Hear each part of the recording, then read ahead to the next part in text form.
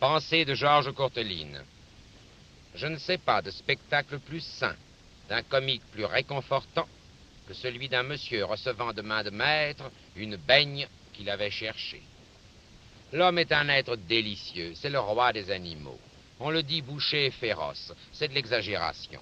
Il ne montre de férocité qu'aux gens hors d'état de se défendre, et il n'est point de question si obscure qu'elle lui demeure impénétrable.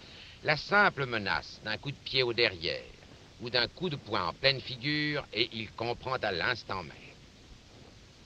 Étant donné que nulle force au monde ne pourrait me résoudre à verser le sang humain, et considérant que la vertu consiste notamment à dompter ses passions, à prendre le dessus sur soi-même, je songe avec inquiétude qu'un assassin aurait à se mettre dans ma peau infiniment moins de peine, donc de mérite, que moi à entrer dans la sienne. L'âme des tout jeunes hommes est une fleur, comme en est une le corps des jeunes femmes. Jeune lèvre contre jeune lèvre, avec ça on fait un bouquet.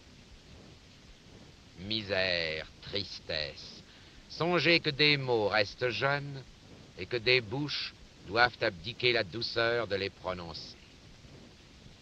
C'est chez moi un besoin que je ne puis dominer de faire un petit bout de causette aux jeunes femmes, aux midinettes, aux trottins que le hasard place sur mon passage dans la rue.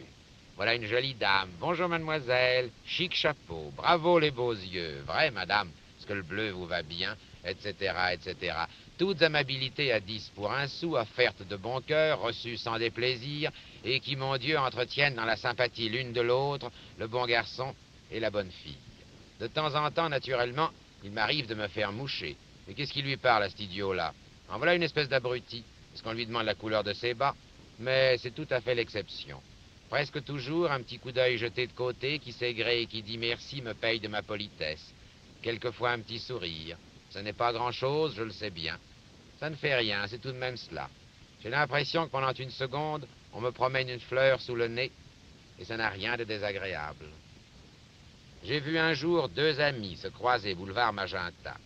Elles se reconnurent en même temps, se sautèrent mutuellement au cou, ouvrirent en même temps leurs deux bouches pour se demander de leurs nouvelles, s'en donnèrent simultanément, se jetèrent toutes les deux à la fois dans des histoires compliquées, enchevêtrées et inextricables comme les laines mêlées de deux pelotons, et se quittèrent au bout de 5 minutes, avec de grands éclats de rire, sans que matériellement chacune de ces deux dames eût pu entendre un seul mot de ce que l'autre venait de